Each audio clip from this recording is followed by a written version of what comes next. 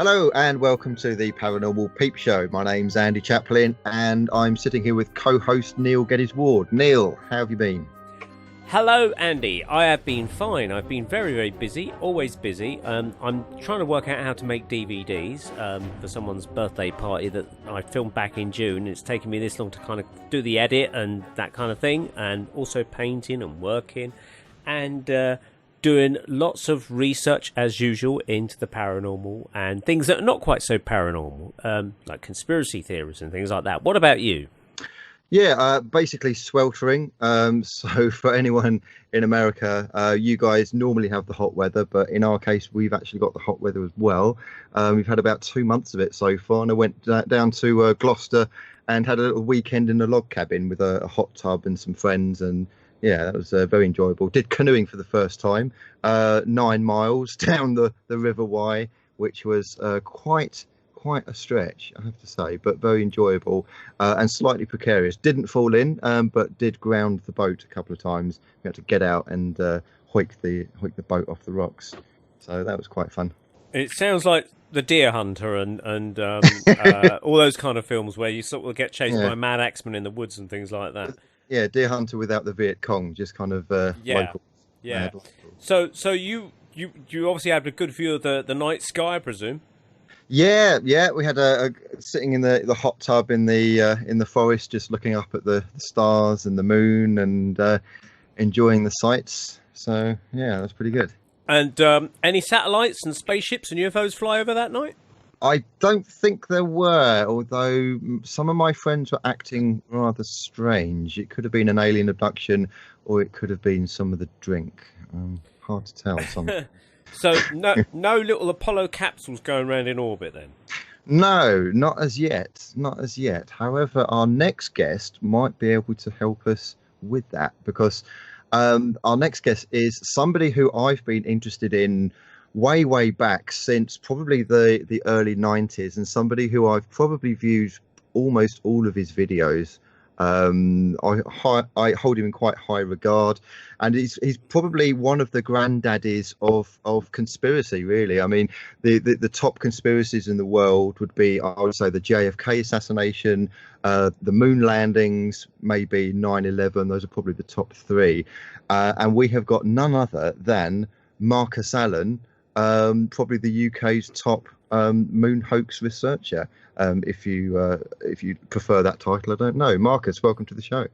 Thank you very much indeed. I really appreciate the invitation to appear on your show, because it is a credible examination of, as you said, one of the top three alleged conspiracy theories of the 20th century, 21st century. Yeah, and it's probably one of the most kind of like talked about conspiracies. Whenever I get into a debate, Marcus, where something could be a little bit woo-woo, a little bit kind of strange, people talk about grab your tinfoil hat. Well, I suppose you don't even, believe that we landed on the moon type of thing. So this kind of like moon landings hoax or conspiracy is pretty much up there. It is the one to talk about, really, isn't it?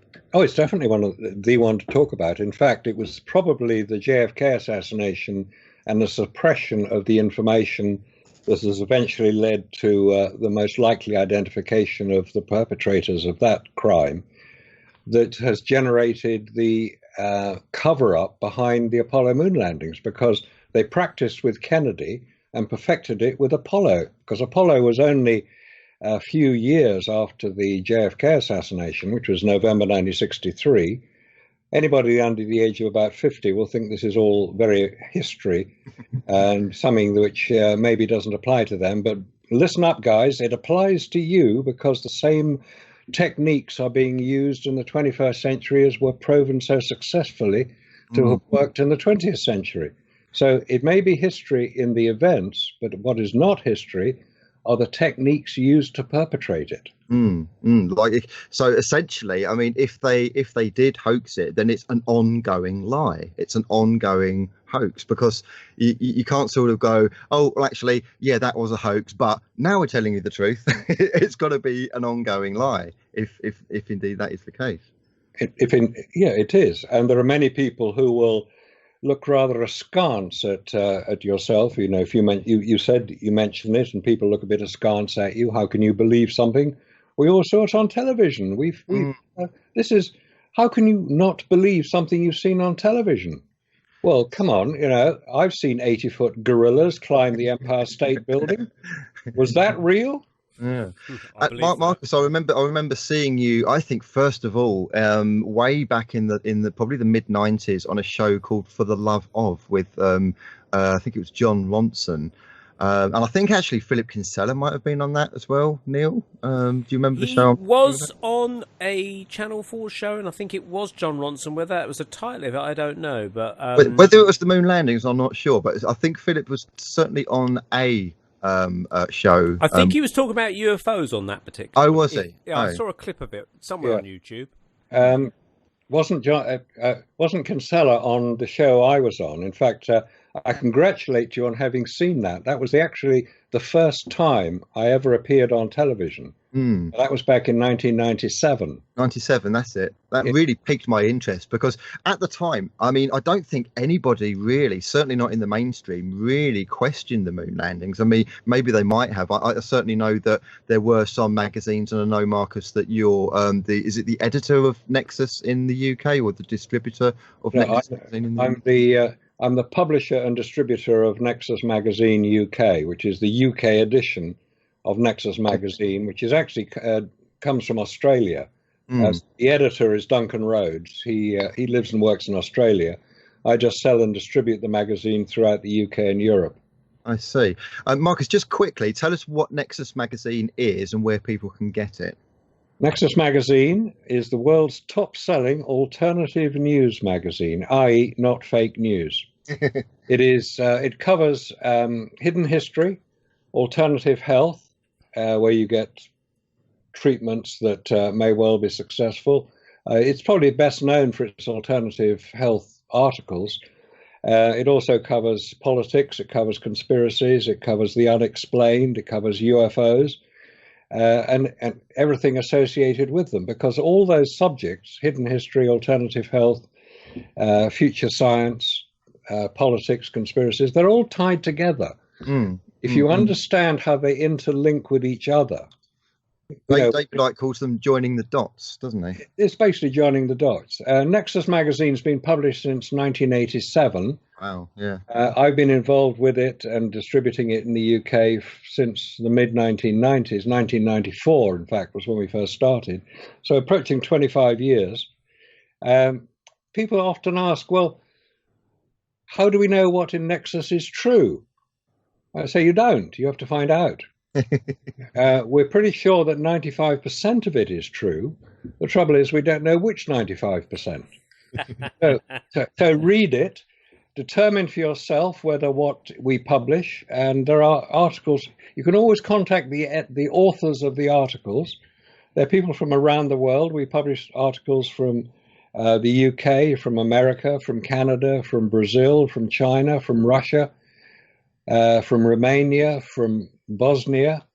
We've published articles from people all over the world covering different subjects, and they're subjects which are of great interest to people. Now, the main advantage of Nexus Magazine, if I can just continue this commercial break we're having here on Nexus Magazine, is that, yes, you can find all this information somewhere on the internet.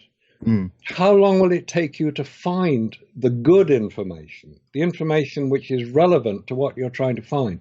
If you start with Nexus Magazine, you read the articles and you say, hey, that's interesting, I'd like to follow that one up. At least you've got a point of start. And if people wanted Nexus Magazine, is there a website that you could recommend? If you want to buy the hard copy of Nexus Magazine, which is always the best thing to read in the bath, computers don't like getting wet, you can go to W.H. Smith, major branches of W.H. Smith. There are specialist bookshops throughout the UK that sell it as well.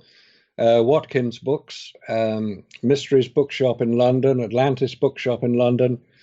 In Glastonbury we sell it, Bath it's sold around the country. If you go into any major newsagent, say you want to get Nexus Magazine, they will get it in for you if they don't already stock it. If you go to nexusmagazine.com, That is the website, which is actually run from Australia, but it will give you all the information you need about subscribing, which is your best way of obtaining Nexus, because you'll then get it sent through in the post to you every 2 months. We publish 6 issues per year. We far too much like hard work to publish every month, though we have enough information to publish every week. So it's a matter of selection of the information. Excellent. So if, as I say, there are 2 types of people in the world: those who read Nexus and those who are about to. So go out and buy it. You won't regret it. So Marcus, let's rewind back to the late 60s and the early 70s, and you're sitting there at home, you're watching. Isn't it fantastic? The man has finally flown and landed on the moon. We've got the videos, we've got the transmissions, we've got the live news broadcasts. At what point, roughly what year, did you begin to think something was awry? It was actually a talk given in Glastonbury, which just happened to be the centre of the universe at the time. This was the early 1990s. Right. No, it was a talk about something completely different. It wasn't anything to do with the moon landings. There were no people really out there in the early 1990s saying, "Oh, these moon landings, I don't think they happened." This talk, I would say, I think it was to do with megaliths or something like that, but it was showing a lot of photographs. And almost as an aside, the presenter said, "Of course, you know those photographs of the moon landings, they're not real. They weren't taken on the moon." And I thought, what is he talking about?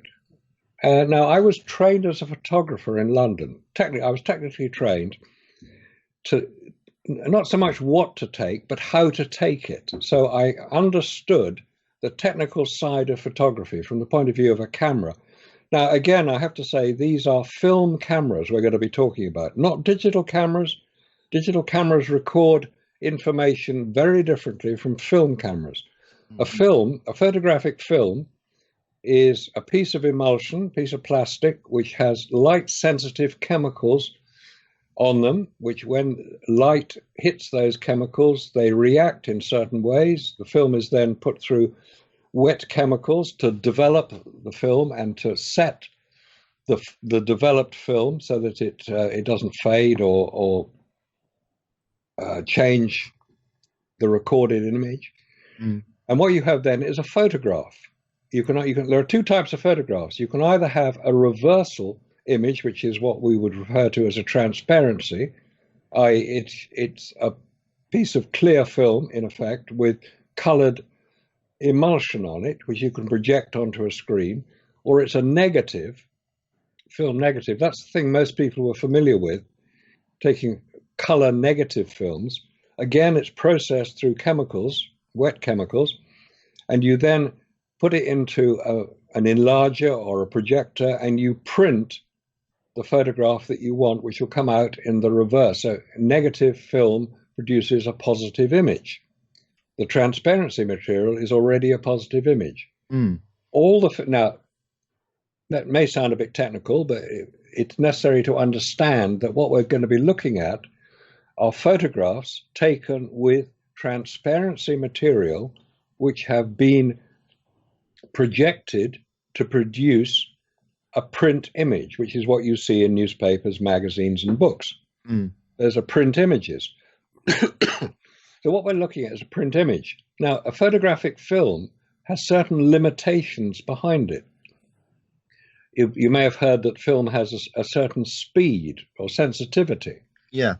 ASA, American Standards Association, or ISO, International Standards Organization, are the main way, and you've probably seen the figures, 32, 64, 120, 200, 400. These are standard film speeds, and the higher the number, the more sensitive the film. Digital images use similar type of terminology, but they can go much higher. They can record much lower levels of light. So you can see in a digital image something that you wouldn't necessarily be able to see at all on a film image. Anyway, having trained as a photographer, and I know the difference between film and digital, I know what cameras can and can't do.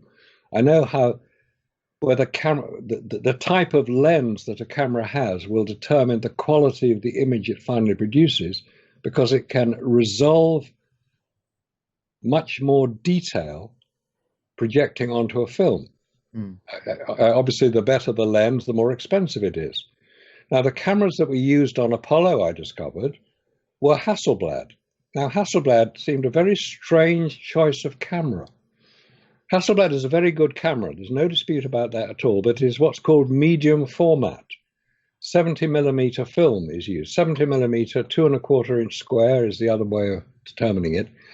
The cameras that most people would be familiar with will be referred to as 35mm cameras, because the film width is 35mm.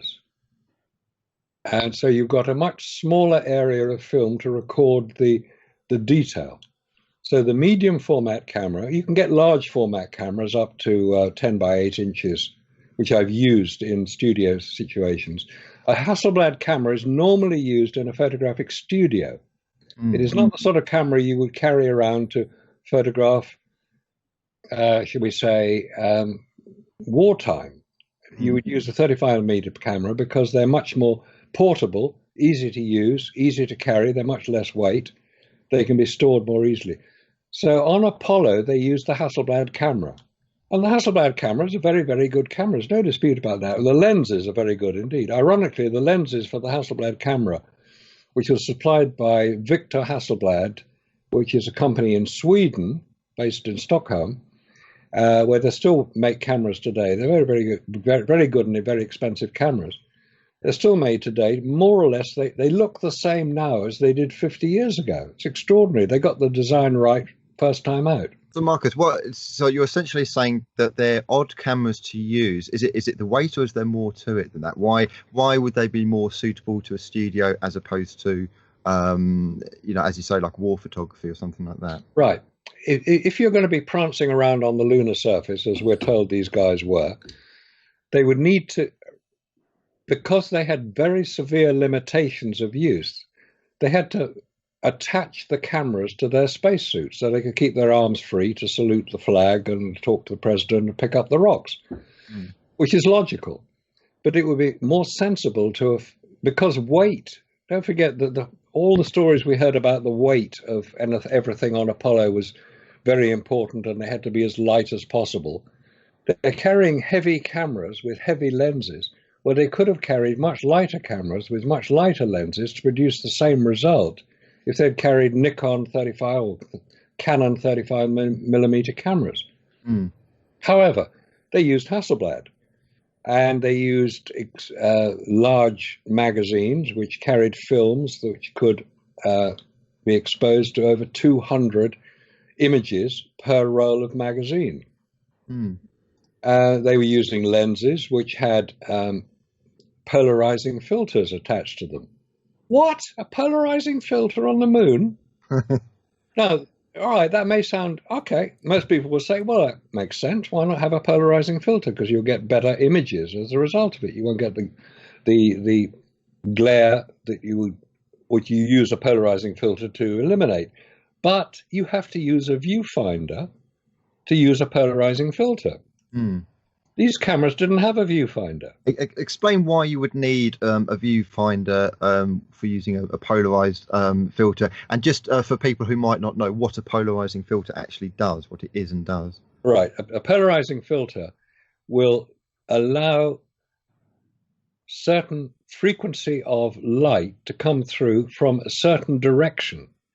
When you look at, say, a road surface with the sun straight ahead of you, you'll get reflections off that road surface. Ah, yes, yeah.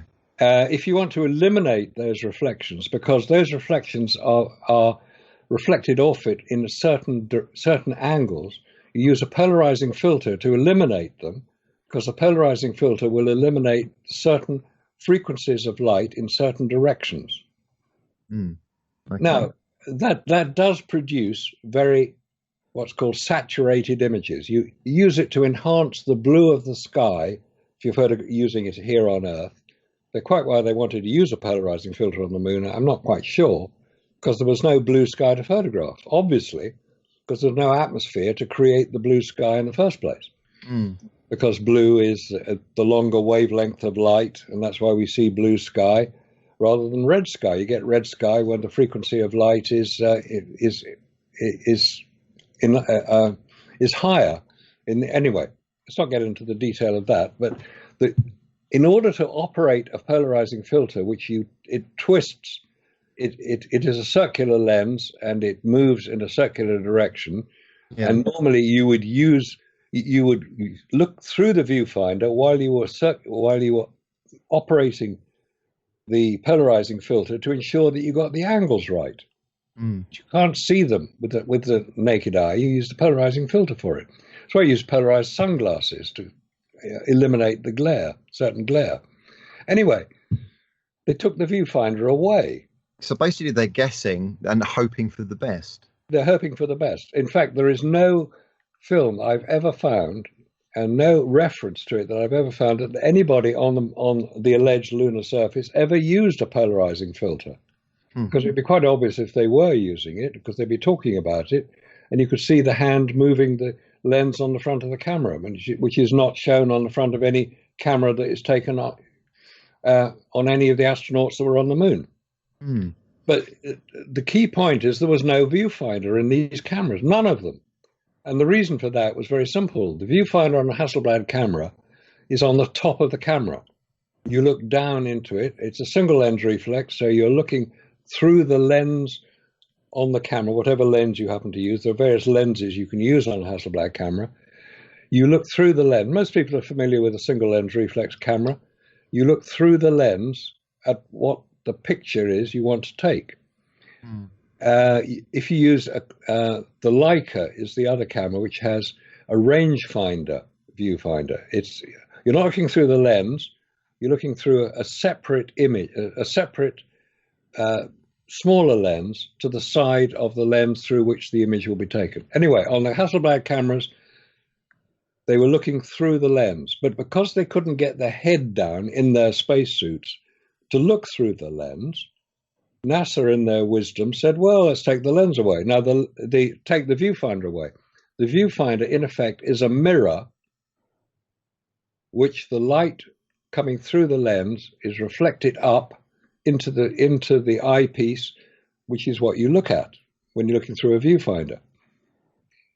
So they took the mirror away, because when you take a photograph and you hear a click, and that's normally the mirror going up out of the way, so that the light, instead of going onto the mirror, goes onto the film, which is directly behind the mirror and is recorded on the film. But if you didn't have a viewfinder, you wouldn't have a click. So there's no means of knowing if you had actually taken a photograph. Oh, you say, well, there'd be a counter on the camera. Yes, there is. They're very, very small.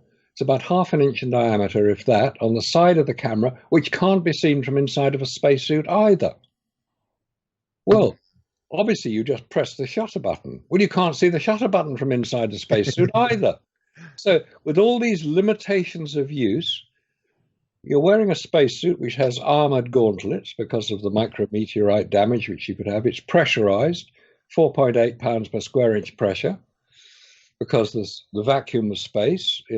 Humans have to take their own pressure, otherwise we'll get the bends. And I also would have thought, Marcus, if a spacesuit was pressurized, wouldn't it become too rigid to actually move in? Of course it would. Of course it would. Because if it's pressurized to kind of like deal with something like the moon surface, you wouldn't even be able to bend your arms, surely. I mean, of course not. Of course you can't. I mean, these are the questions which start getting asked. I mean, that's a perfectly valid question, which has never ever been answered. How hot is the surface of the moon with sunlight hitting it? If you're in sunlight, 250 degrees Fahrenheit, 120 degrees centigrade. And it takes 100 degrees to boil a kettle, doesn't it? 100 degrees to boil a kettle. So they're going way over boiling temperature. Yes. Now, there's one point which I think we need to clarify right now, because certain supporters of the NASA fantasy will say, oh, they landed early in the lunar morning so that it wasn't very hot. Get a life, guys. Do your science. All right. What they're saying is that in the same way on Earth, at dawn, it is much cooler than it would be at, say, lunchtime.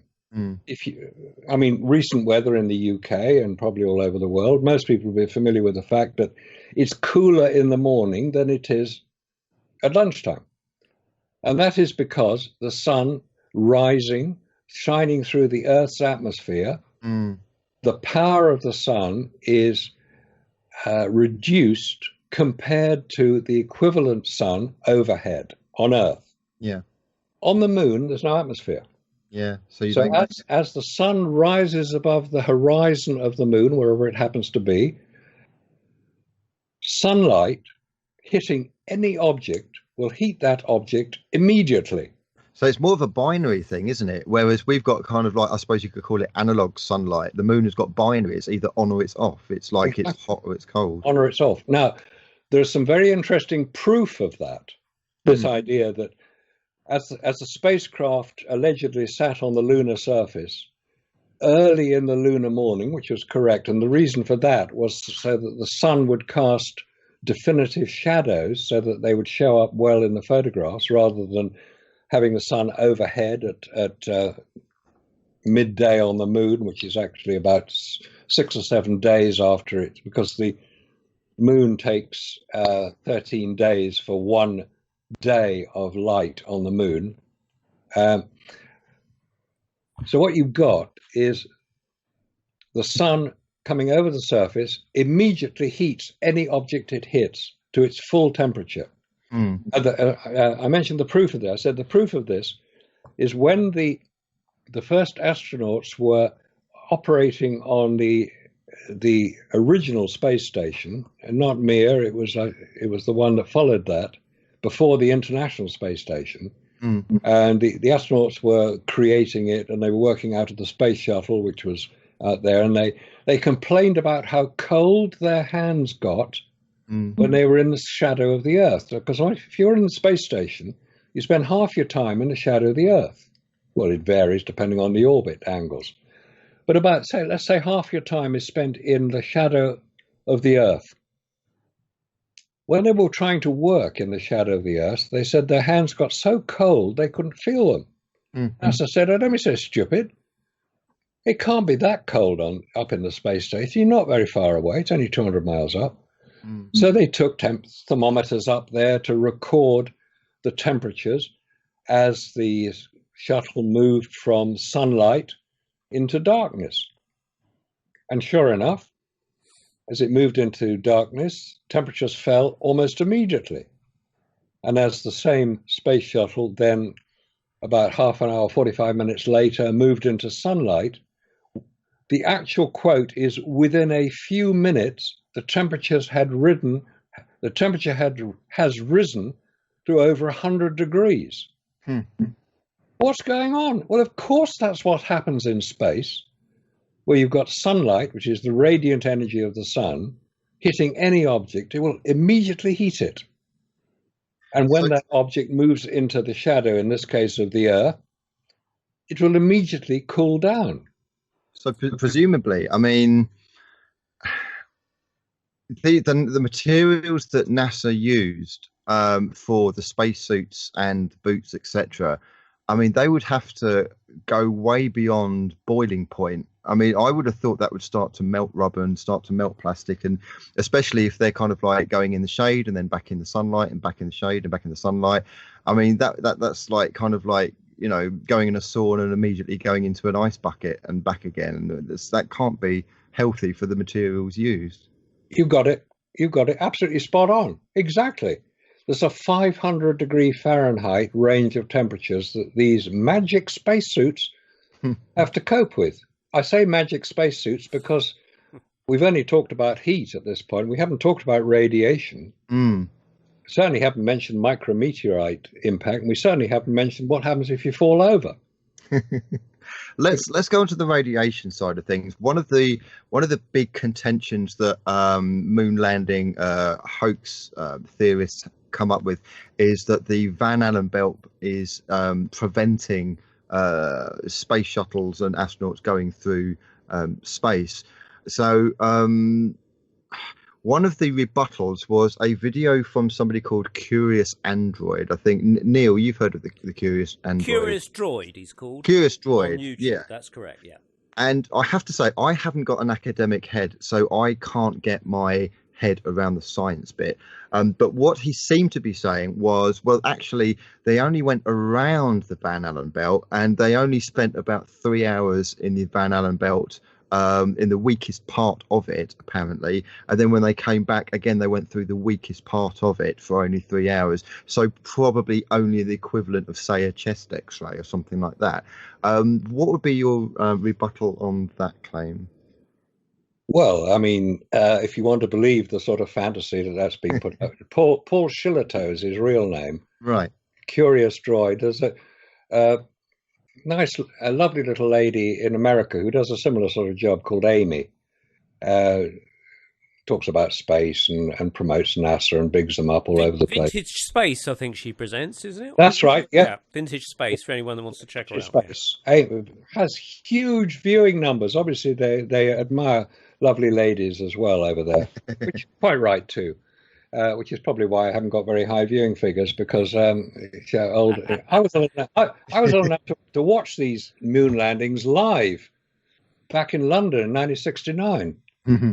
Anyway, yes, this idea that the Van Allen radiation belts are the showstopper of space travel, or human space travel, was first put forward, ironically, by the man after whom these belts are named, Professor James Van Allen of Iowa University. In 1959, an article was published in Scientific American, March the 13th edition, I believe it was, in which he said that until it is possible to protect humans, I'm paraphrasing, these are not direct quotes, until it is possible to protect humans, space travel will be beyond Earth orbit, will be very difficult without several feet of lead to protect them. Now, lead being a very heavy, i.e. a very dense material, does protect against radiation. If you're going to have a tooth X-ray, which is basically X-rays, the technician will be wearing a lead apron, because radiation in the human body is cumulative. You're only going to have one X-ray. The technician operating the equipment will be exposed, if they weren't wearing their lead apron, to dozens, if not hundreds, of similar short bursts of radiation. So the idea that you can the Van Allen radiation belts, there are two of them. They start at about 1,000 miles, maybe a bit less, 500 miles above the Earth's surface.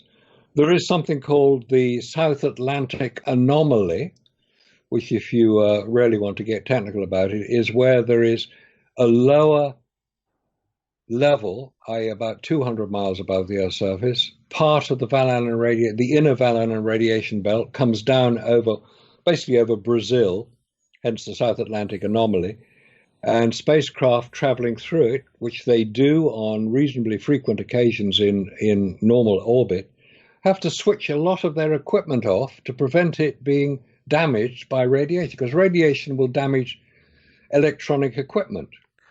I seem to remember, Marcus, you saying that there was an American news channel, something like NBC, who sent up Geiger counters to measure it, and they kept malfunctioning. They thought there was a problem, but it was actually the radiation was so high that they actually couldn't get a proper reading. They just malfunctioned. Yeah, in fact, that was actually the experiment that was conducted by James Van Allen, because he had theorized that these belts existed. They'd sent up what's called sounding rockets, which are basically very primitive rockets in the late 1950s. And Explorer 1, which is the first major launch by America of an unmanned rocket, was sent up, and James Van Allen put a Geiger counter on it to basically measure the levels of radiation in the Van Allen well, they weren't called that then, the radiation belts. And it failed. No readings came back. And once they looked at the evidence and they got their rocket back, I think they got the Geiger counter back, they found it had stopped working because it was overloaded. And the statement that James Van Allen said was, space is radioactive. Okay. One of my other sciencey friends, Marcus, for those listening, I was actually trying to get a friend of mine who's quite into science and quite into rocketry, who does believe we landed on the moon, to come online and talk about it. Unfortunately, he's either busy or he's not replying, or whatever. But hopefully we'll get him on another show. But there's another. Often the case, I find. Yeah. I don't think because he did accept the challenge and he was quite ready to come on. But I think it's just lack of time. But one of my other sciencey friends who doesn't believe we went to the moon, basically says that space, there are some parts of space that are very hot in terms of like the radiation.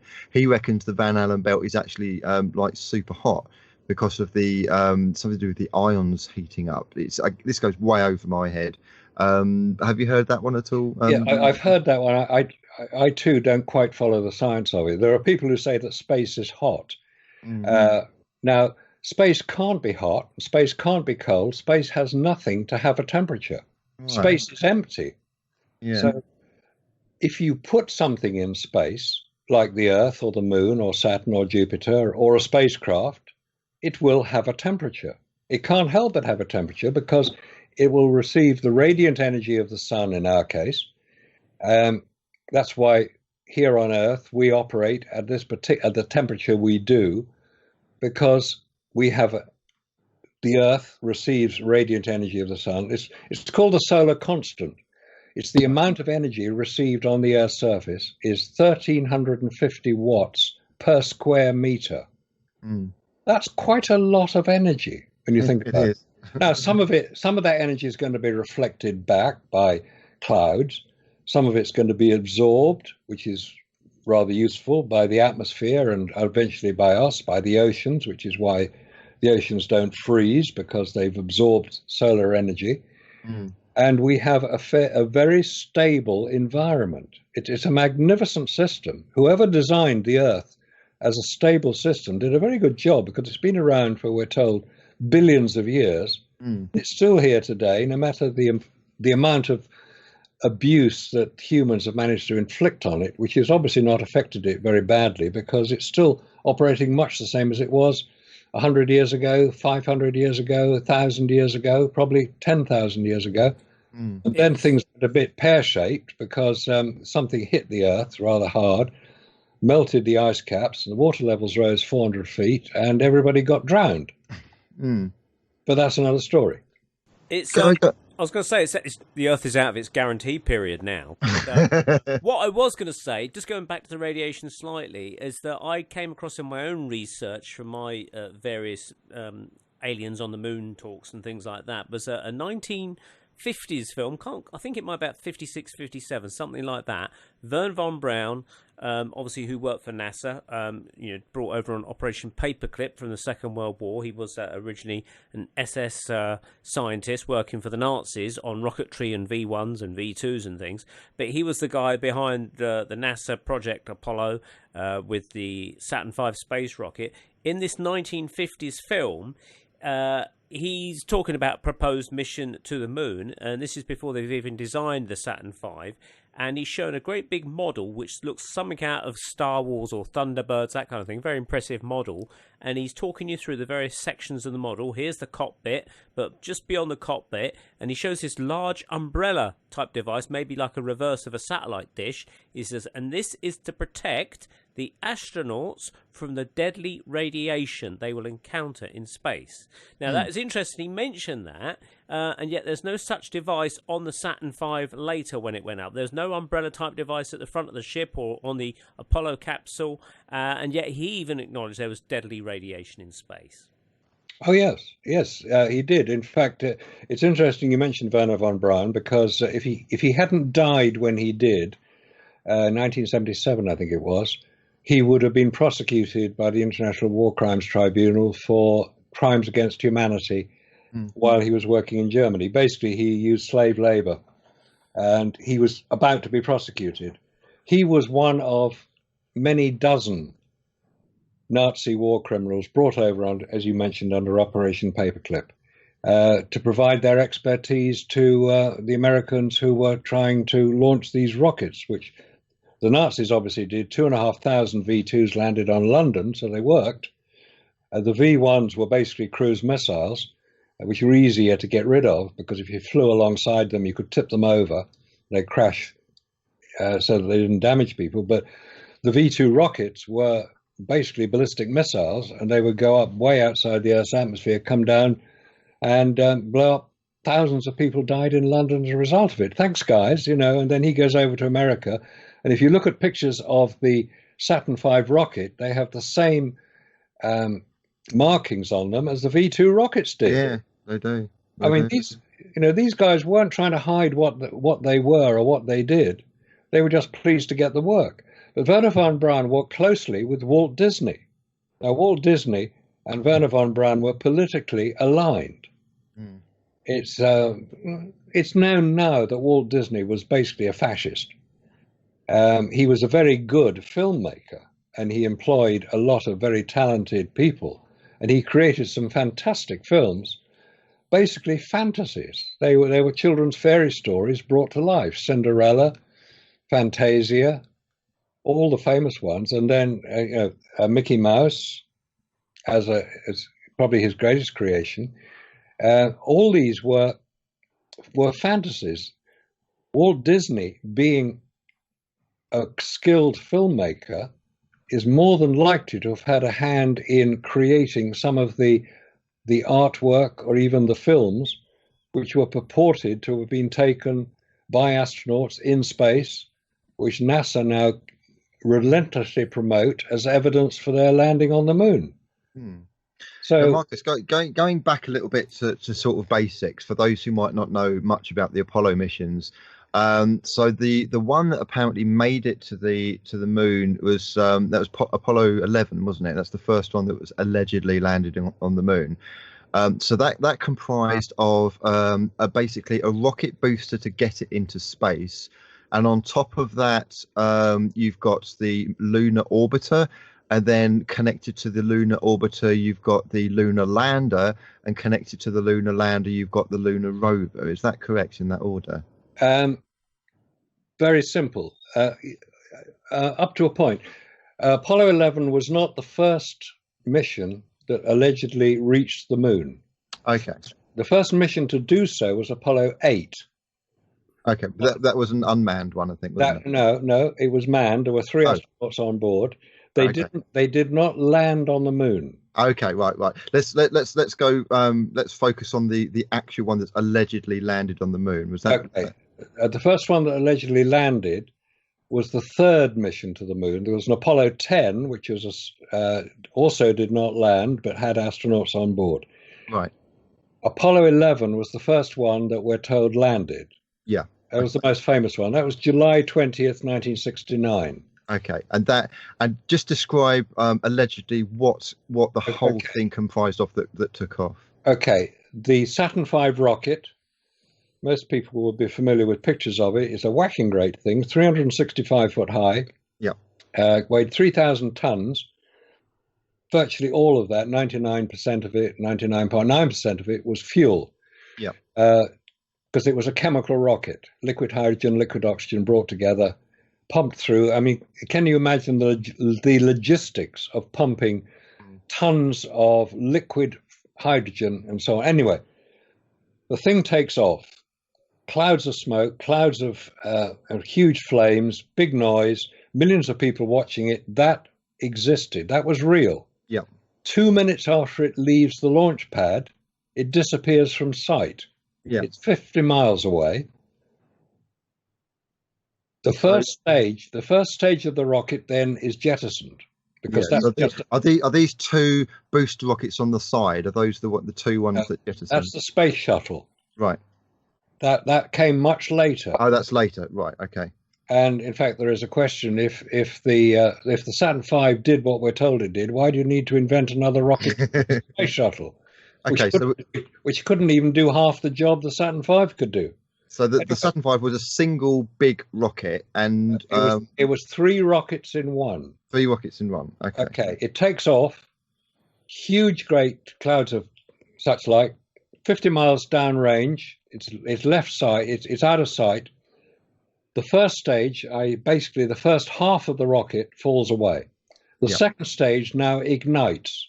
The second stage will drive the rocket, what remains of the rocket, into Earth orbit. Yeah. Which is, in that case, it was 150 miles up. Yeah. Earth orbit is where a rocket is maintained at a position above the Earth's surface by the centrifugal force trying to move it away and the gravitational attraction trying to pull it in. Because it's balanced, it will orbit the Earth. And that's what the space station does now. After it's been in Earth orbit for a couple of orbits, about 3 hours, it jettisons its second stage, and the third stage ignites, which is what's called translunar injection, TLI. That accelerates the rocket to escape velocity, which is the speed you need to have any rocket achieve in order to remove itself from the gravitational attraction of Earth. Yeah. And that speed is 25,000 miles an hour. Wow. So you ignite your third stage, because the first two stages have just been jettisoned and fallen into the Atlantic. Yeah. The third stage sets it on its course to the moon. On the top of that rocket is the capsule in which the 3 astronauts are lying on their back on little beds, not doing anything because the whole thing is basically automated. Below them is the Lunar Lander, and in the case of the Lunar Rover, that was carried on the 3 latest missions, Apollos 15, 16, and 17. Okay. It was a small electrically powered car folded up, which fitted into the Lunar Lander. So when they get into the when they get close to the moon, what happens is quite interesting. As I mentioned, you had to get to escape velocity to leave Earth's gravity, and that Earth's gravity requires a speed of 25,000 miles an hour. 9.8 meters per second to remove itself. As it heads towards the moon, it is slowing down and slowing down because the Earth's gravity is still operating. Earth's gravity operates way out into space, certainly as far as the moon. By the time it reaches the equilibrium point, which is the point where the Earth's gravity is balanced by the moon's gravity, and we know the moon has gravity, that is about 20,000 miles from the moon's surface. When it passes that point, it's traveling at about 2,000 miles an hour only. It's attracted by the lunar gravity, and that accelerates it to about 4,000 miles an hour, where it goes into orbit by firing its engines, or retro-firing its engines, to go into lunar orbit. This is the command module in which the 3 astronauts are living, the Lunar Lander, which is attached to the command module. I won't get into how it was attached to it, but Marcus, I'll tell you what, we'll get into it after the break. Sorry to cut you short, but we have got a break now. But okay. we'll get straight back into it after the break, and we'll land on the moon then. Yeah. You're listening to the Paranormal UK Radio Network. 100% goblin free. Excellent. That's right. So for anyone who's listening now, if you could go back and listen to section 1, this will kind of clue you in as to where we're going now. So, Marcus, you were talking about, I think we just jettisoned the rockets and we've got our lunar orbiter and it's now orbiting the moon. What's the next stages after that? All right.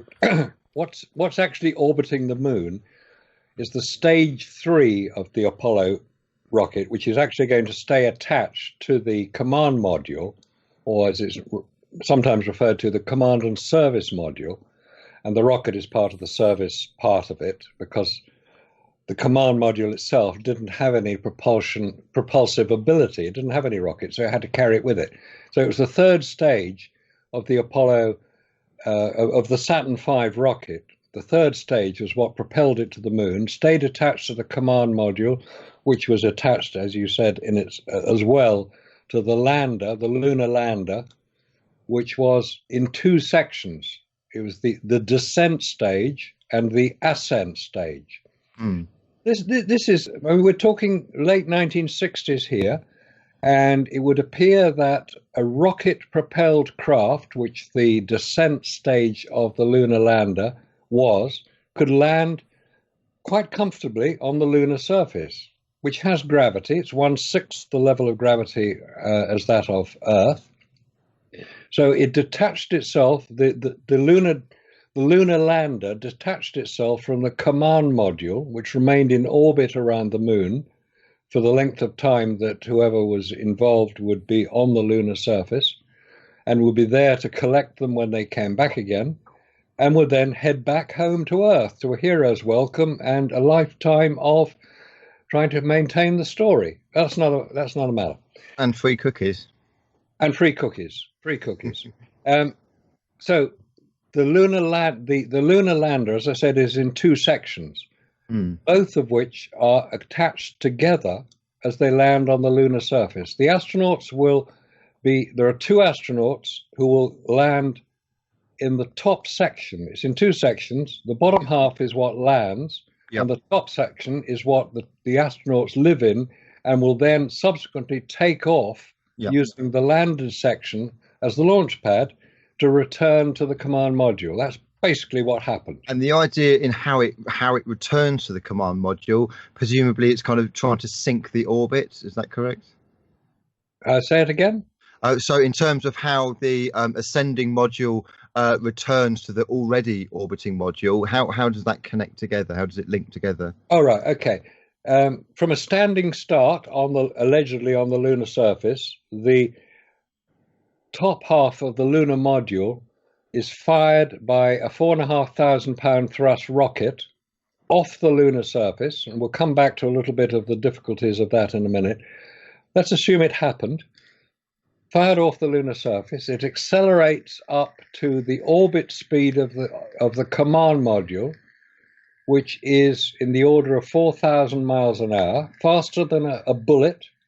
So it's moving quite rapidly. It has to find it up there, 60 miles above the lunar surface. That's the orbit distance above the lunar surface for any orbiting craft. So this thing, from a standing start, accelerates up to 4,000 miles an hour, sees the orbiting command module, says, "Hi guys, here we are, let's get together again." And so they dock together, which is an extremely complicated move when you're moving at 4,500 miles an hour, 60 miles above the Earth's surface. And they obviously succeeded because they're all still alive when they got back to Earth, but that's another story. They then jettison the now finished with Lunar Lander, which they had traveled in from the lunar surface up to the command module. They jettison it back into the moon, where its impact is, we're told, recorded by the seismometers which had been laid out by the astronauts on Apollo 11, 12, and 15.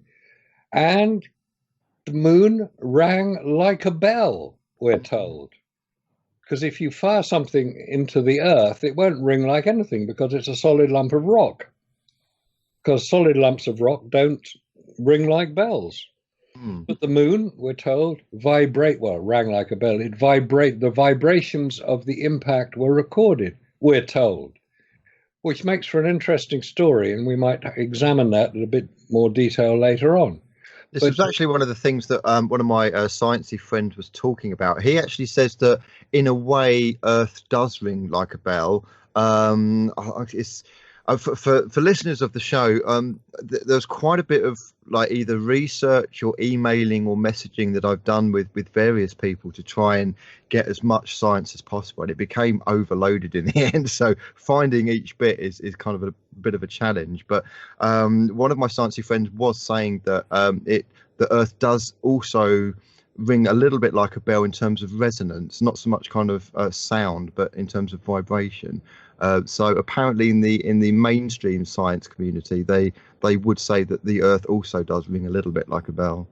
Yeah, that's fair enough, because I think it's reasonable to say that in space no one can hear you scream, therefore nobody can hear the moon ringing like a bell, because there's no medium through which the vibration can travel. Yeah. If one is going to get scientific about it. And this idea that there's an interesting corollary coming up here, that a lot of people who claim to have a science background and understand what the science is all about will challenge much of what we're going to be discussing, or what we have already discussed tonight. And some of it may well be challengeable. I don't claim to be infallible. I don't claim to know everything there is to know.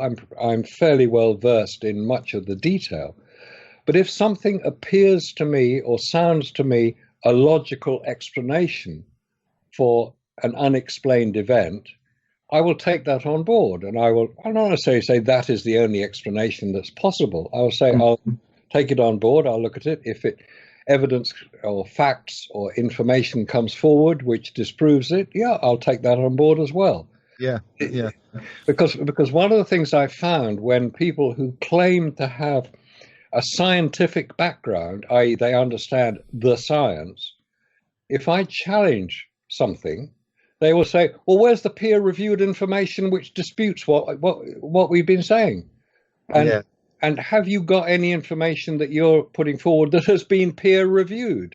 As if peer-reviewed is the gold standard of science, and if it's not been peer-reviewed, it's just not worth talking about. This is such absolute crap and nonsense, because it is now being demonstrated beyond any doubt whatsoever that the peer review process has corrupted science, certain aspects of science, almost beyond redemption.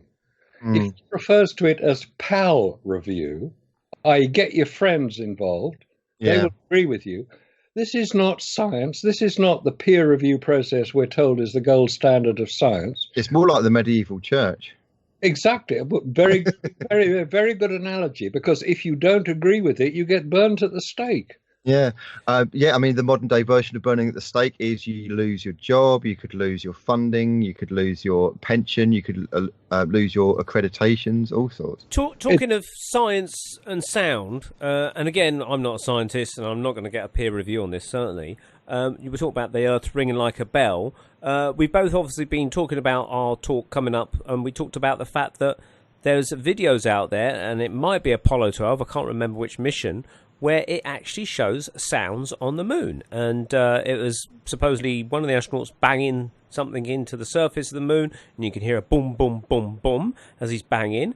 And then there's presumably in the same mission, or it might be in a later mission, where the said astronaut is throwing the discarded hammer over his shoulder, which I think is pretty irresponsible, because it hits the lunar module. I mean, who's going to throw a hammer, a technician, an F-18 jet on aboard an aircraft carrier? They'd get the sack. I mean, that's your only boat home, isn't it, really, the Apollo lunar module? And if you smash the window on it, you're done for. So he throws it at the lunar module, and you can hear a boom as it hits it. Now, I don't quite understand what's going on there. That shouldn't happen, because there's a vacuum in space. Exactly. Good point. That particular sequence is taken from a very interesting film made by an American filmmaker called Jet Windsor. The film is called, you can check it out, it's called Moon Hoax Now. It's been up on YouTube for about a year or so, just over a year. It's had a lot of hits on it, and it shows, indisputable, because he uses NASA's own films in this. It's indisputable that an astronaut allegedly on the moon throws something up and it hits the lunar module, which he's standing beside, and you can hear a sound. Well, in space, as you say, nobody can hear you scream. There shouldn't be any sound. You'll see film of him using his hammer to try to break up some rocks, and you hear him hammering it. Now, what's interesting about this is the way that the NASA fanboys, as I call them, the NASA apologists, get it? Okay. The NASA apologists try to explain this away. Oh, they said it's the vibration of the hammer traveling through his spacesuit and being picked up on his throat mic. Well, the astronauts were using throat mics. There's no doubt about that. But it's very selective in vibration that is being picked up, because the astronauts are standing as they take off from the lunar surface in their ascent module, which is about the size of a couple of big phone boxes, i.e. pretty small, 6 foot high, 6 foot wide, and about 4 foot deep. That's all you've got. So they're standing in this cramped space with literally at their feet a 4,500 pound thrust rocket. And as they take off, you don't hear a sound, not a penny drop. No rocket, and you hear the astronauts saying like, "Oh, what a ride, what a ride," as if it's sort of some sort of fairground show, which it probably was. What was happening was they're more likely to have been on their simulator, which we know existed, which we know the astronauts used for training. They'd done it 100 times, they were getting bored out of their skulls, and they were trying to have a bit of a laugh. Well, that's more likely to be the explanation. But these scientific people, alleged scientific people, who try to dispute what people like ourselves are challenging NASA, they come forward with even more ridiculous theories, which are immediately taken apart by anybody who's examined the subject, as I've just done, to try to demonstrate that the idea of sound on the moon is ridiculous. Of course, there's no sound on the real moon. But there is plenty of sound, which was probably not damped out or removed by the sound technicians recording it. They just happened to go for a cup of tea at the time, and he was hammering away at the rock. Oh, shit, we forgot to shut the sound off. Now, of course you could hear it. The interesting thing about the Apollo lunar module being hit is that, in theory, they've decompressed the Apollo module because they've climbed out and they're in their spacesuits. And you've then got to argue, why would they leave a microphone switched on in the Apollo cabin of the craft that they're not using at that moment? And even so, even if the microphone was left on and they left the hatch open or something because they don't want to shut it because they've got to get back inside it, they left the hatch open, there's no air in there because it's a decompressed chamber. And it's only when they climb back inside their spacesuits and reconnect their systems up to the tanks or whatever they have to do to repressurize the craft once they've shut the door, does air once return again to the inside of the capsule. So, you've got to think, where is that microphone that's recording that bang? And then obviously, if they're going to fake it, they shouldn't really be having microphones on the stage anyway, really. So it's a bit of an oddity, isn't it? That's a very good point you make. Very good point, because it is quite evident that whatever is being thrown onto the lunar lander, which the astronaut has thrown something, whether it's a hammer, I don't know what it doesn't matter what it is he's thrown, but you can hear it. There's no doubt whatsoever that you can hear it hitting the lunar lander, which, as you say, had been decompressed. It contained no air, which is another story in itself. So you shouldn't be able to hear it. But if it's on a film set, or if it's on a simulation studio setup, yes, you would probably have microphones around so that you could direct the people involved in the set, say, oh, stand there, or don't stand there, or do this, do that. And they just got it wrong. But for some reason, this was included in an official NASA film of alleged landing on the moon. It makes no sense whatsoever. And the explanations to try to dismiss it, that it's being recorded through the throat mic as a result of vibration through the spacesuit, couldn't possibly be the case on this occasion, because the sound is coming from nowhere near the spacesuit. It's coming from the lunar lander. As you say, why would they have a microphone live in the lunar lander when they weren't in it? There weren't any microphones that could have been live at that point. That's right. There's another curious thing that I can't quite work out, and Marcus, you might know what the official explanation is. With the Lunar Rover, where on earth does it attach to the lunar lander?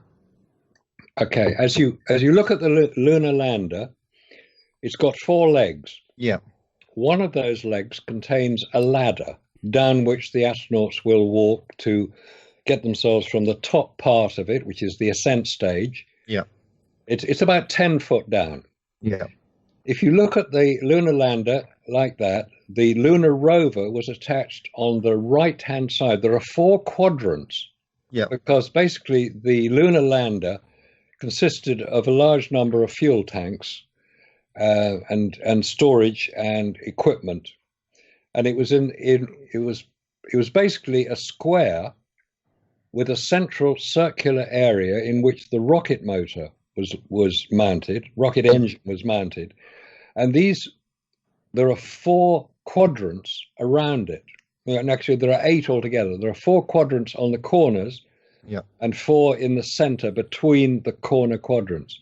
The Lunar Rover was folded up. It was an incredible design. It did fold up so that you would be able to fit a 10-foot long rover into a 5-foot high section of the Lunar Lander. And it did fit. I've seen the photographs of it folded up.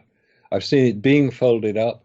And as it is demounted or removed from the Lunar Rover on the lunar surface, allegedly, the wheels will fold down. The chassis of the lander will fold out, so instead of being 5 foot high, it's 10 foot long, with the wheels at each end of it. It's a remarkable piece of construction. But my question is, how and why would it not put the whole thing off balance when landing? Well, that is a very interesting point, because on Earth that thing weighed 460 pounds. On the moon it would weigh about 70 pounds. So you would need a counterbalance on the other side, because otherwise the rocket, which is centrally mounted, and the descent engine rocket is gimbaled, i.e. it can be moved about 6 degrees out of the vertical, unless there is a completely balanced craft, it will start to cartwheel. So what have you posed this to NASA, and what have they said? They would say that the equipment that was mounted to balance it is on the other side, and there is certainly quite a lot of equipment which is seen being removed from the Lunar Lander on the later missions. Don't forget, the Lunar Rover was only on 3 of the later missions. Right. Anybody not familiar with Apollo will think, well, we're only talking about Apollo 11. No, there are actually 6 Apollo missions which allegedly landed on the lunar surface.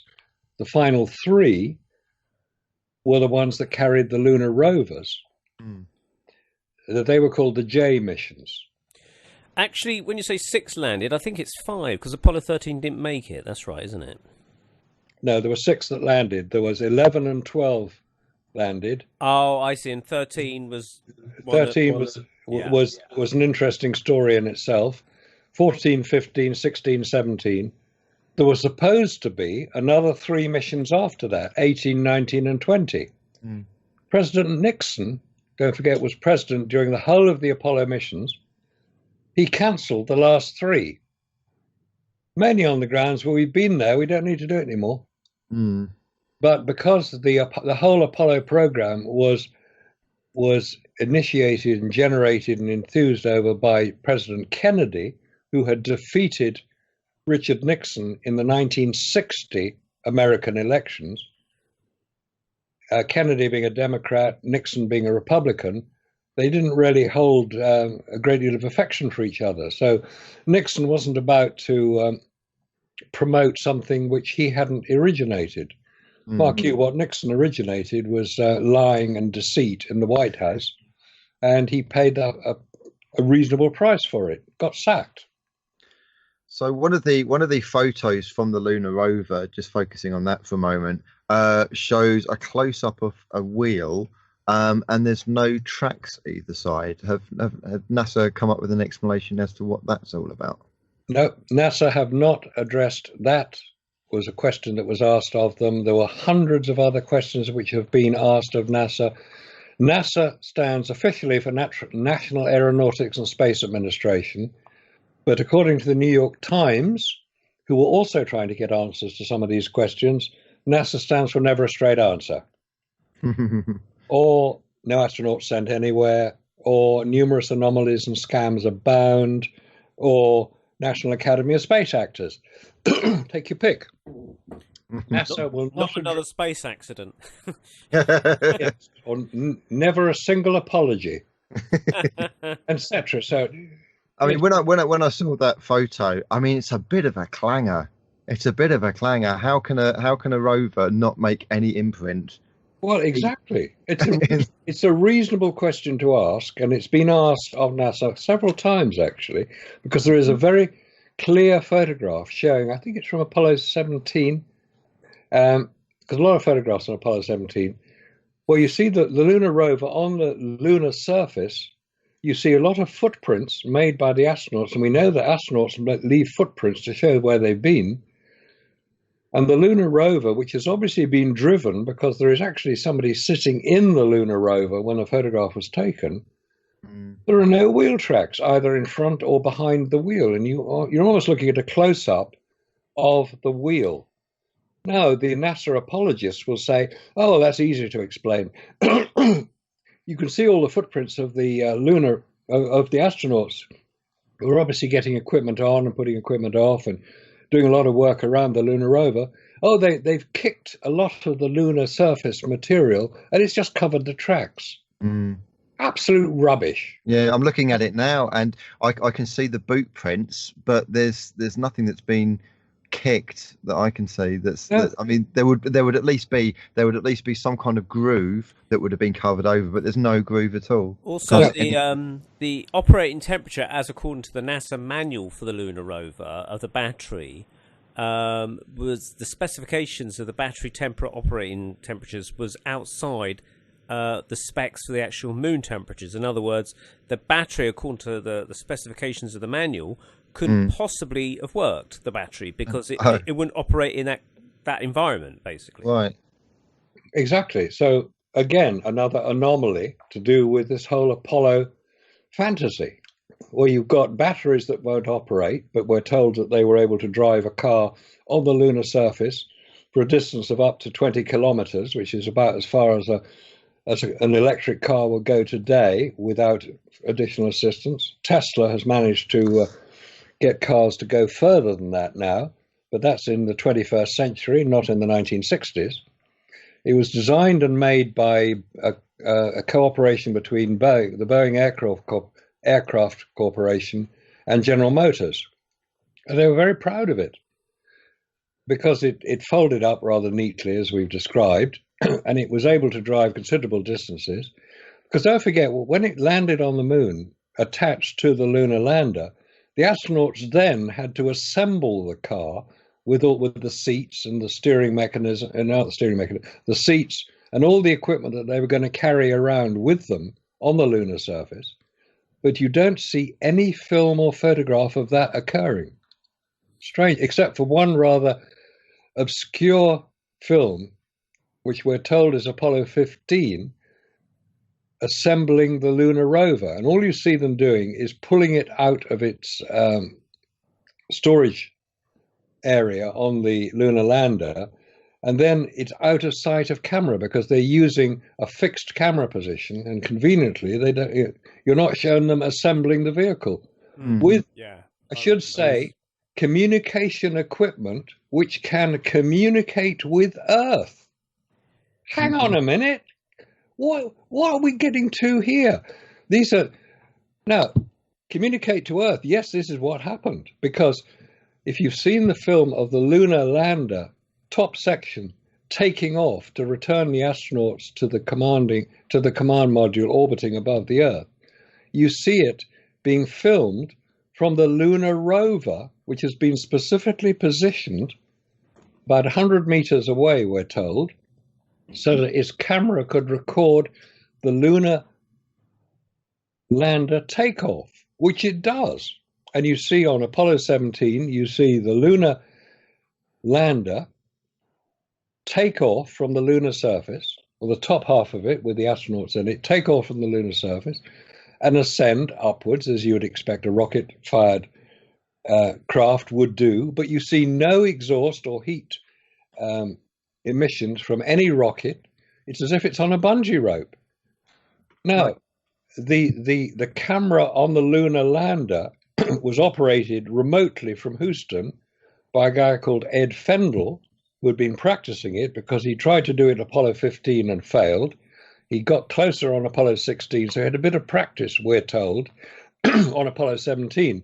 The point is, what energy, what transmitting power is required to transmit a live television signal from the moon, 240,000 miles, across to Earth, through 60 miles of Earth's atmosphere to be picked up on a receiver? What energy is required? A lot. More than those batteries had available at any time. And especially not after they'd been allegedly driving this lunar rover around the lunar surface for 3 days on Apollo 17. But they didn't recharge the batteries. There were no photoelectric cells to recharge them. So what energy was required? Now, any television or radio engineer who is familiar with what is required on Earth to transmit a television signal, and there are plenty of people who can do live transmissions on Earth, and you need a fairly large van in which to transmit your signal up to a satellite 220,000 miles up and then back down again. But what power is needed on that? Yeah. Well, And that's not very far. I've worked in telecommunications, broadcasting, things like that, and I've had to advise people on telephones who are in Africa and Norway and all sorts of places around the world about arranging their satellite dishes to try and pick up signals. And I've always sort of, these are soldiers out in the bush and they're trying to set up their satellite dish to try and pick up a satellite picture so they can watch TV.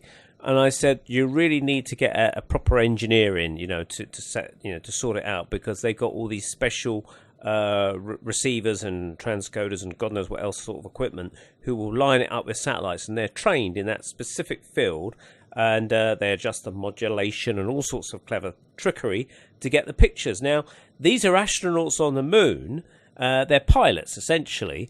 And, if you think of the lunar module, Apollo 11, landing on the moon, and as soon as Neil Armstrong's coming down the ladder, you're getting a picture back to Earth, grainy or whatever, of him coming back to America, or via Australia or whatever the link was. And you kind of makes you wonder, thinking, how on earth did they line up their little dish that was on top of their lunar module to, I don't know whether they beamed it to the command module, that's orbiting, or do they beam it straight back to Earth, on a tiny little dish? How do they line it up? Because they're still inside, technically, they're still inside their the lunar module. I don't know. I mean, maybe it was possible to do that. But in light of all the other discrepancies, I don't think they worried about that, because they didn't have to, because they were going to fake it anyway. Exactly, because it was all pre-filmed. It was done during the training and simulation exercises. There's no doubt that happened. There's no secret about it either. And forget Area 51. There's no way it would be automated. There's no way there'd be like a locking signal for it to automatically do it. Yeah, exactly. Any television engineer, and it's very interesting what you say about trying to pick up satellite signals. And the satellite signal isn't coming from that far away, relatively speaking, 20-odd thousand miles out. That's right. Yeah. Geostationary over Europe or wherever it may be. That's right. Yeah, and that's got quite a big footprint. The transmission from the satellite will cover quite a big area on Earth, which is why Sky television can be picked up all over the UK, because it's transmitted right across the UK. It's 20,000 miles out, quite a big footprint, but there's quite a lot of power needed to do it. Anyway, on the moon, they obviously did it, because we saw the pictures, didn't we? Marcus, rolling on to kind of like more modern times, some of the moon, let's say, what should we use the word, the opposite of hoaxes, believers, I suppose, the moon landings believers say, but the Chinese landed a rover, and I think they orbited the moon and took lots of photos, so obviously would be able to see all the equipment left behind from the moon landings. I can't remember if that was in the news or if that's even happened. What's the score there?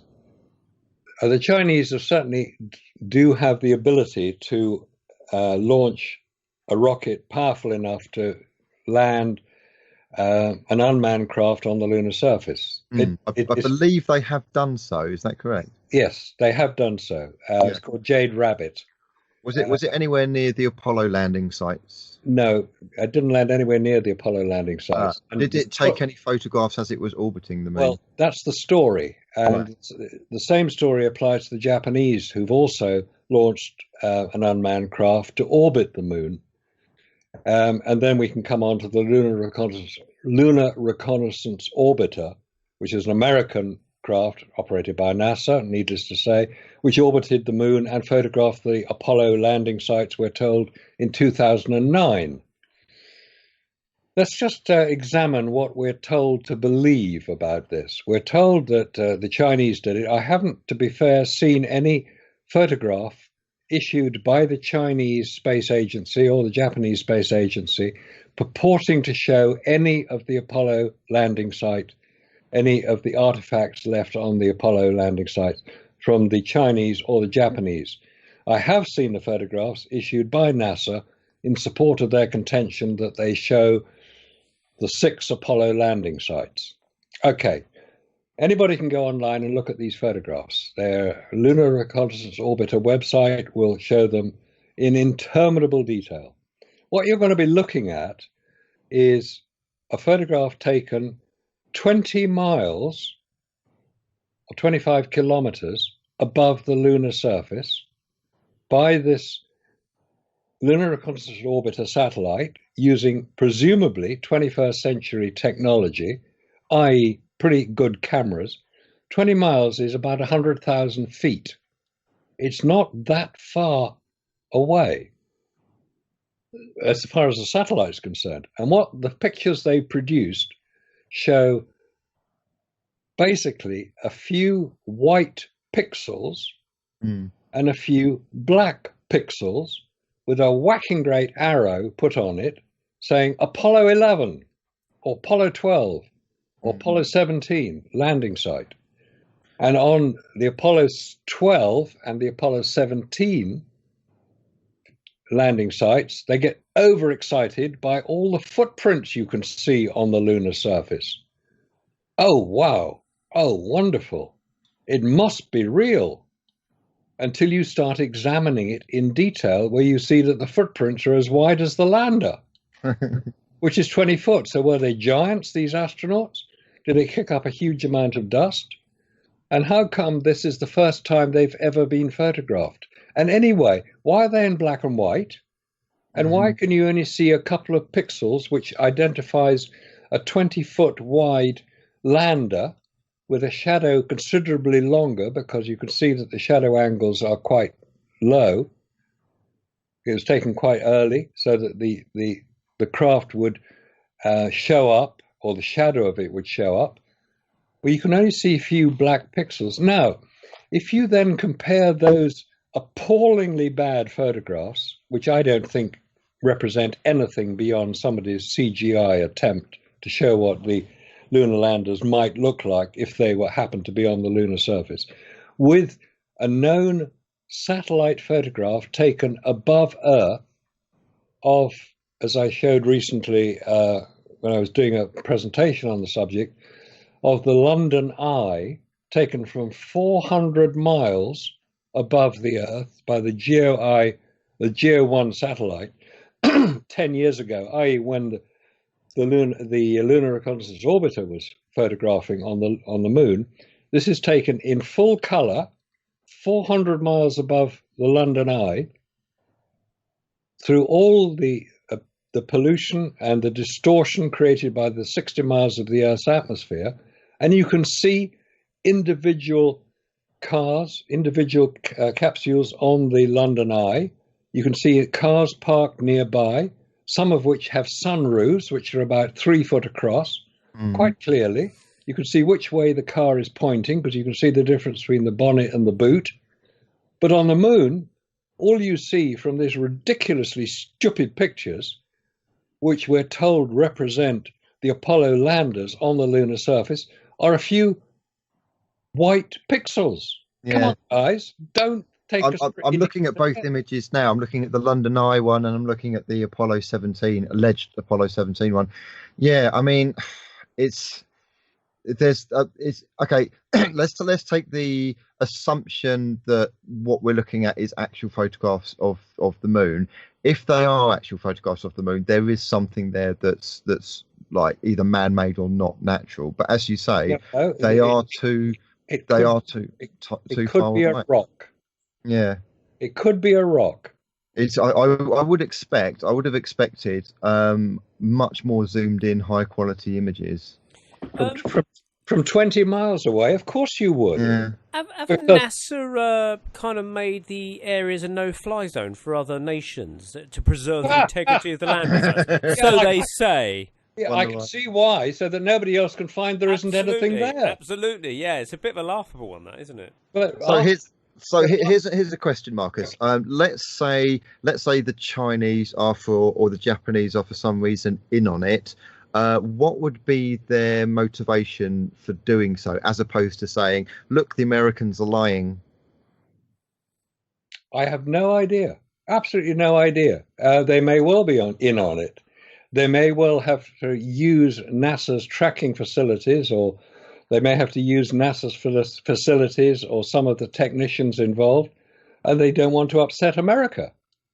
Could there be things going on in the background? So, for instance, one of your quite a lot of your talks, you talk about that during the Cold War, that in actual fact the Russians and the Americans were kind of working together, and the Americans were kind of buying and selling wheat and helping to fund Russia to stop the people from starving, and kind of like as a bribe to stop nuclear war, basically. Could there be something similar going on with the Japanese and the Chinese that kind of like have to shut them up in some way?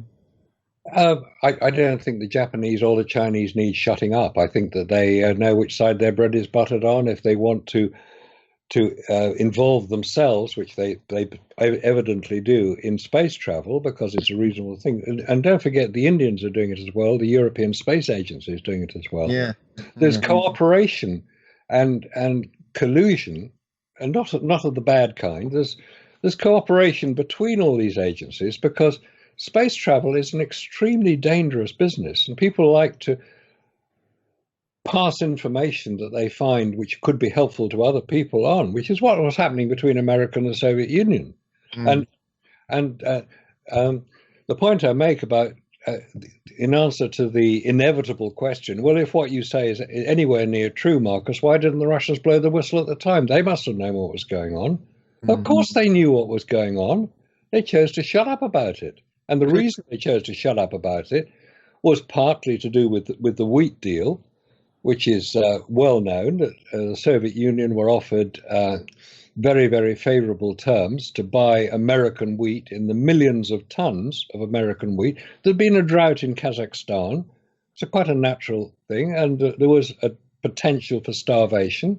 America don't like to see people suffering unnecessarily if they can help it and gain something from it. So they quite generously offered very good price for the Soviet Union to buy American wheat over 2 years. It was in the early 1970s. Whether it came with a hidden price attached, I don't know. I have no evidence. But what I do have evidence for is what's called the gas for pipes deal. The Soviet Union have one major natural resource, natural gas, which in order to survive as a nation, they need to sell it in the world market. Reasonable thing to do. Saudi Arabia sell their natural resource. It's called crude oil. Nothing wrong with trying to sell your natural resource. Now, the Soviet Union at the time, this is the mid-1960s,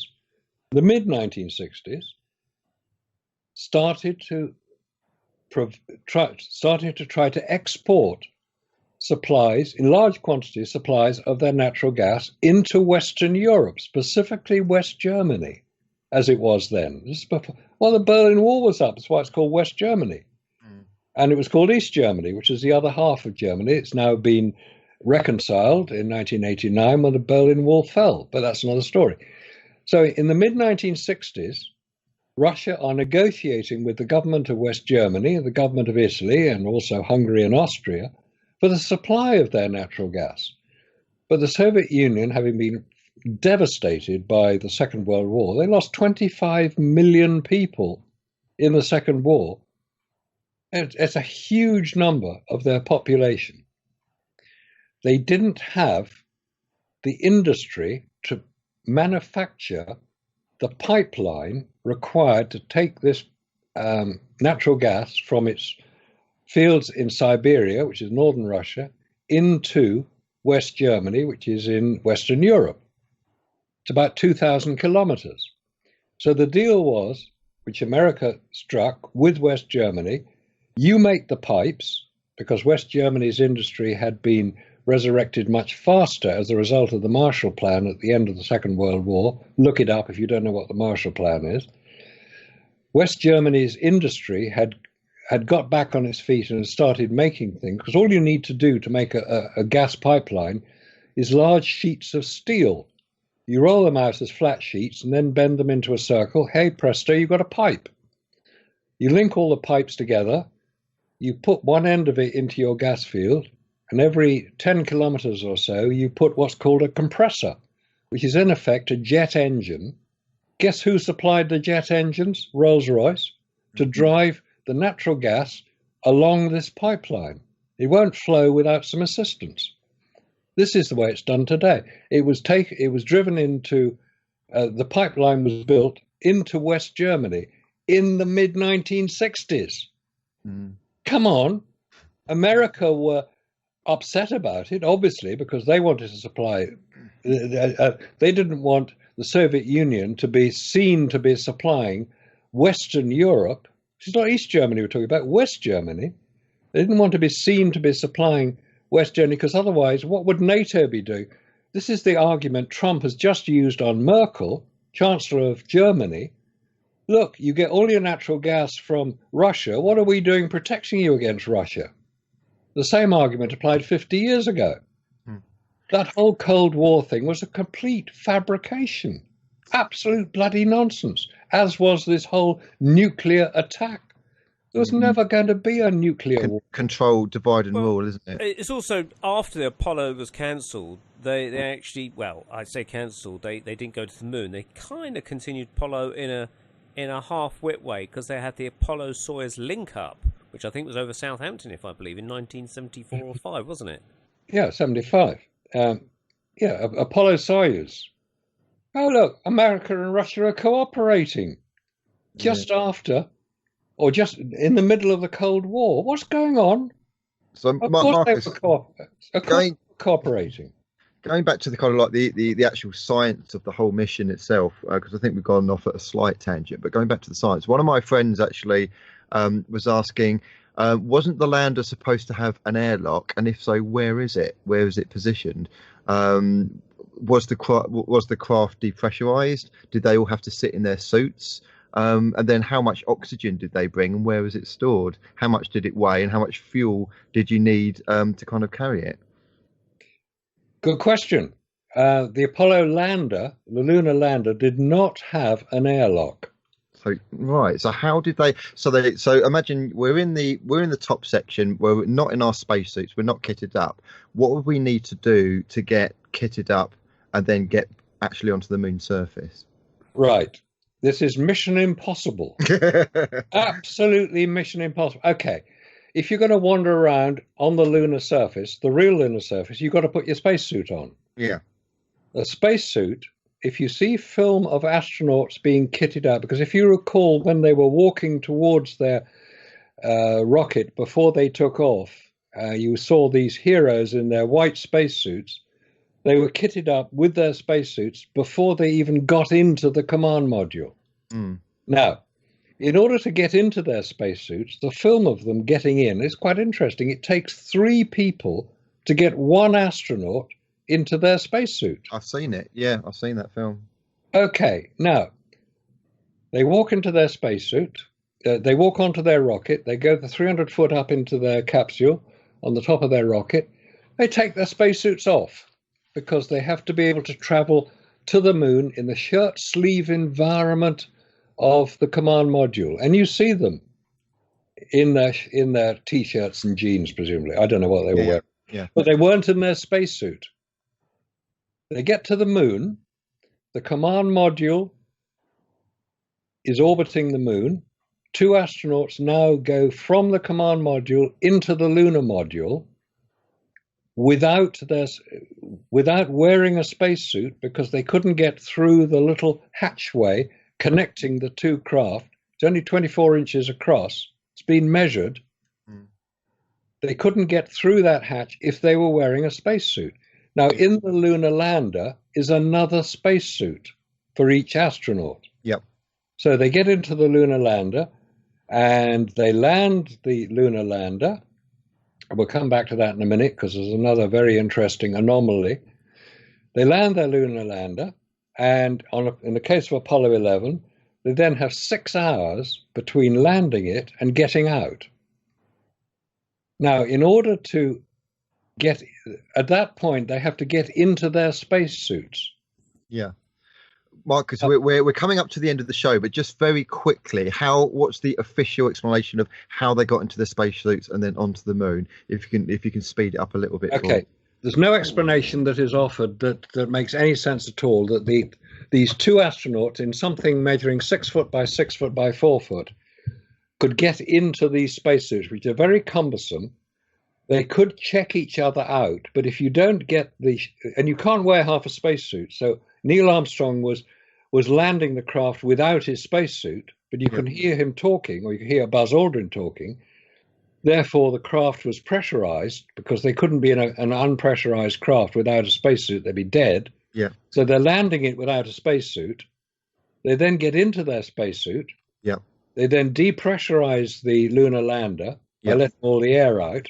Yeah. So they can open the door, because at 5 pound per square inch pressure, there'd be 2 tons of air pressure on the door, which they have to open. Right. So they have to depressurize it. So they just open a little valve, and all the air goes out. Yeah. They then get out onto the lunar surface. One small step for man, one giant leap for mankind. All that crap. Mm. They prance around, talk to the president, plant the flag, collect the rocks, get back in again. Take their spacesuits off and put them outside, or take the backpacks off and put them outside the spacecraft. Get into the spacecraft and repressure. Hang on a minute, what is going on here? Take their backpacks off. Yes, they take their backpacks off and leave them outside. Now, you could say that they connect the air pipes into the craft, because there was a supply of oxygen in the craft. But where did all this oxygen come from? They just depressurized the thing, and on Apollo 11, they depressurize it 3 times over 3 days. It just does not add up. And anyway, all right, let's go quickly on to Apollo 17. They're on the lunar surface for 8 hours at a time. How many people have done scuba diving? Yeah, you'd run out of oxygen. And on that note, unfortunately, Marcus, they've run out of oxygen. We've run out of time. This has been absolutely fascinating.